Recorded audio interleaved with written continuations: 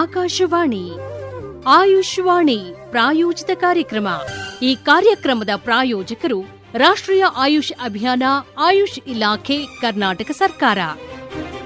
ಕೇಳಿ ಆಯುಷ್ವಾಣಿ. ಎಲ್ರಿಗೂ ನಮಸ್ಕಾರ.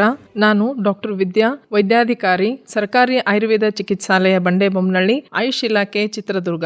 ಇಂದು ನಾವು ಮನೆ ಅಂಗಳದಲ್ಲಿ ಬೆಳೆಸಿ ಬಳಸಬಹುದಾದಂತಹ ರೋಗ ನಿರೋಧಕ ಶಕ್ತಿಯನ್ನು ಹೆಚ್ಚಿಸಬಹುದಾದಂತಹ ಒಂದೆರಡು ಔಷಧಿ ಸಸ್ಯಗಳ ಬಗ್ಗೆ ತಿಳಿದುಕೊಳ್ಳೋಣ. ಅರಿಶಿನ.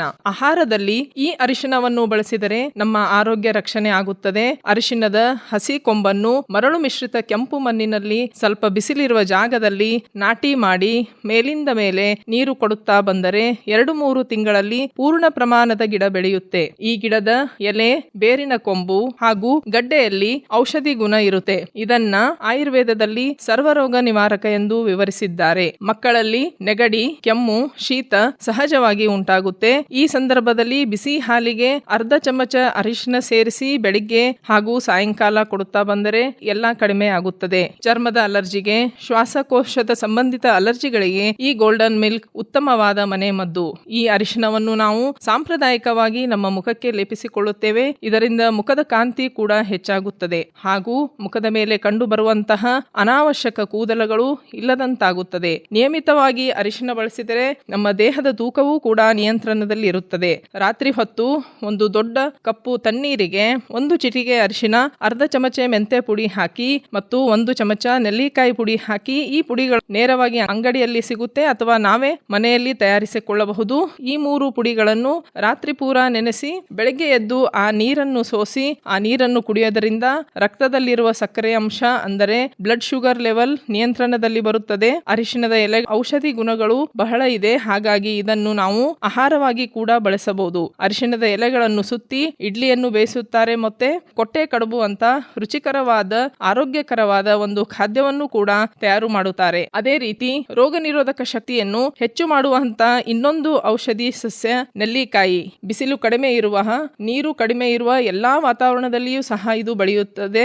ಒಂದು ಮಧ್ಯಮ ಗಾತ್ರದ ಒಂದು ಮರ ಈ ನೆಲ್ಲಿಕಾಯಿ. ಇದರ ಹಣ್ಣು, ಬೀಜ, ಎಲೆಗಳನ್ನು ಔಷಧಿ ಗುಣ ಇರುತ್ತದೆ. ಮಕ್ಕಳು ಮೇಲಿಂದ ಮೇಲೆ ಕಾಯಿಲೆ ಬೀಳುತ್ತಾ ಇದ್ದರೆ, ಜ್ವರ ಬರುತ್ತಾ ಇದ್ದರೆ ಅಥವಾ ಹಿರಿಯರಲ್ಲೂ ಸಹ ನಿಯಮಿತವಾಗಿ ನೆಲ್ಲಿಕಾಯಿ ಸೇವನೆ ಮಾಡುವಂತಹ ಒಂದು ಅಭ್ಯಾಸ ಇಟ್ಟುಕೊಂಡರೆ ಅದು ರೋಗ ನಿರೋಧಕ ಶಕ್ತಿಯನ್ನು ಹೆಚ್ಚಿಸಿ ಮೇಲಿಂದ ಮೇಲೆ ಕಾಯಿಲೆ ಬರುವಂತಹ ಸಾಧ್ಯತೆಗಳನ್ನು ಕಡಿಮೆ ಮಾಡುತ್ತದೆ.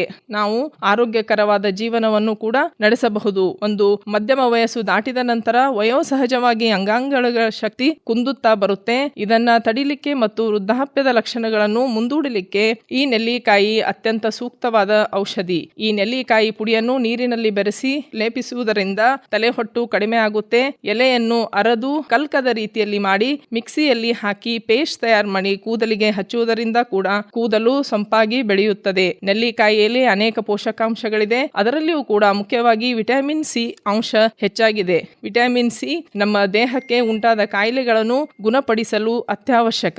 ದೇಹದ ಒಳಭಾಗ ಹಾಗೂ ಹೊರಭಾಗ ಎಲ್ಲೇ ಗಾಯಗಳಿದ್ದರೆ ಅದನ್ನು ಗುಣಪಡಿಸುವಂತಹ ಶಕ್ತಿ ಈ ನೆಲ್ಲಿಕಾಯಿಯಲ್ಲಿ ಇದೆ. ನೆಲ್ಲಿಕಾಯಿಯನ್ನು ನಿಯಮಿತವಾಗಿ ಸೇವಿಸಿದರೆ ದೇಹಕ್ಕೆ ಚೈತನ್ಯ ನೀಡುತ್ತದೆ ಹಾಗೂ ನಾವು ಸೇವಿಸಿದಂತಹ ಆಹಾರ ಸಂಪೂರ್ಣವಾಗಿ ರಕ್ತ ಆಗಲಿಕ್ಕೆ ನೆಲ್ಲಿಕಾಯಿ ಅತ್ಯಂತ ಅವಶ್ಯಕ. ನಾವು ಏನೇ ಪೋಷಕಾಂಶ ಸೇವಿಸಿದರೂ ಅದು ದೇಹಕ್ಕೆ ಹೀರ್ಕೋಬೇಕನ್ನೋ ಶಕ್ತಿಯನ್ನ ಹೆಚ್ಚು ಮಾಡುವಂತಹ ಶಕ್ತಿ ಈ ನೆಲ್ಲಿಕಾಯಿಯಲ್ಲಿ ಇದೆ. ನೆಲ್ಲಿಕಾಯಿಯನ್ನು ನಿತ್ಯ ಸೇವನೆ ಮಾಡಿದರೆ ಕಣ್ಣಿನ ಆರೋಗ್ಯಕ್ಕೂ ಹಿತಕರ. ಈ ಎಲ್ಲಾ ಕಾರಣಗಳಿಂದಾಗಿ ಆಯುರ್ವೇದದಲ್ಲಿ ಇದನ್ನ ನಿತ್ಯ ರಸಾಯನ ಎಂದು ಕರೆಯುತ್ತಾರೆ. ಆದ್ದರಿಂದ ನೆಲ್ಲಿಕಾಯಿಯನ್ನು ಮುರಬ್ಬ ರೂಪದಲ್ಲಿಯೂ ಉಪ್ಪಿನಕಾಯಿ ರೂಪದಲ್ಲಿಯೂ ಒಣಗಿಸಿಯೋ ಯಾವುದೋ ಒಂದು ರೀತಿಯಲ್ಲಿ ದಿನಕ್ಕೆ 1 ನೆಲ್ಲಿಕಾಯಿಯನ್ನು ಸೇವನೆ ಮಾಡುತ್ತಾ ಬಂದರೆ ದೇಹದ ಆರೋಗ್ಯ ಸುಸ್ಥಿರ ಆಗುತ್ತದೆ. ಈ ಅರಿಶಿನ ಮತ್ತು ನೆಲ್ಲಿಕಾಯಿಯನ್ನು ಮನೆ ಅಂಗಳದಲ್ಲಿ ಬೆಳೆಸೋಣ, ಬಳಸೋಣ, ಆರೋಗ್ಯಕರವಾಗಿರೋಣ. ಧನ್ಯವಾದಗಳು. ಆಯುಷ್ವಾಣಿ ಪ್ರಾಯೋಜಿತ ಕಾರ್ಯಕ್ರಮ ಕೇಳಿದಿರಿ.